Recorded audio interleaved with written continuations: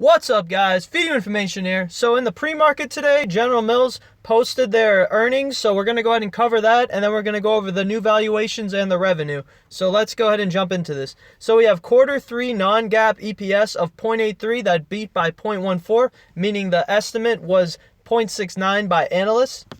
And then the GAAP EPS was 0.74. The revenue was 4.2 billion, which is 8.2% year-over-year growth, so pretty good, and misses by barely anything, $10 million.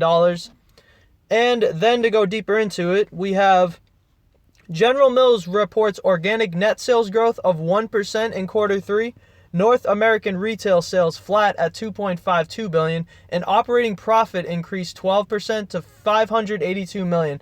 So it does suck that their revenue isn't really growing much, but they are increasing their profit. Their operating profit, so that's after the after the profit margin, you have the operating, or I guess that's operating margin, but operating profit basically means like after most of the expenses except for taxes. So 582 million, that's pretty good, especially considering it increased 12%.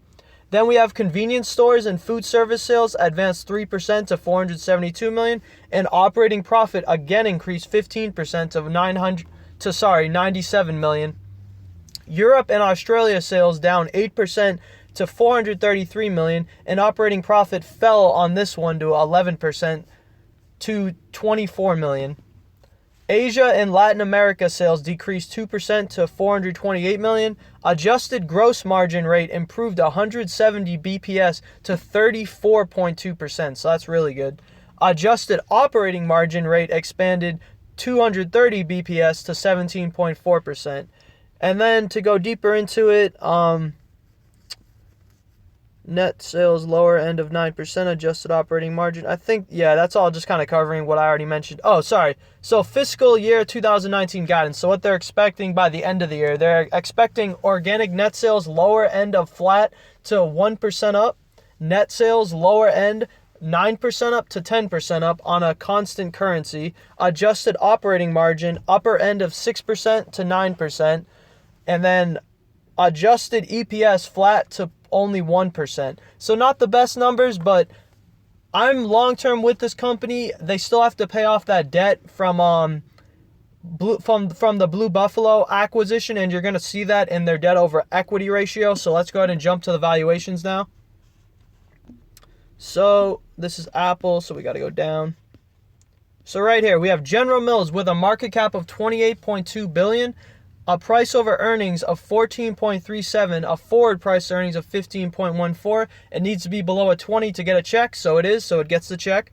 Price to book ratio of 4.4, so that's below the 5, it gets a check. Price to sales of 1.8, so once again, it gets the check because it's below 5. But then the debt over equity is 2.02, so a lot of debt from that Blue Buffalo acquisition. So they're definitely in the process of paying it off. Now, this is a decade-old company, not 1 decade, decades, like 30, 40 years. So to me, they definitely know what they're doing, especially considering how diversified they are in different sectors and how they are growing certain sectors of their sales, regardless of whether all of them are growing or not. I do know that Blue Buffalo is doing well, which is why I probably should do a deeper dive video into seeing how Blue Buffalo sales actually did.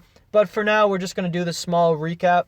So for the growth, we have revenue of 4.6% year over year, and then we have 16.3 billion annually in revenue at the moment. So that was the quick cover over of General Mills, its valuations, and its current earnings that they just posted. So if you guys enjoyed this video, throw me a like. Make sure to subscribe for more content, and I'll see you guys in the next one. Feed you information.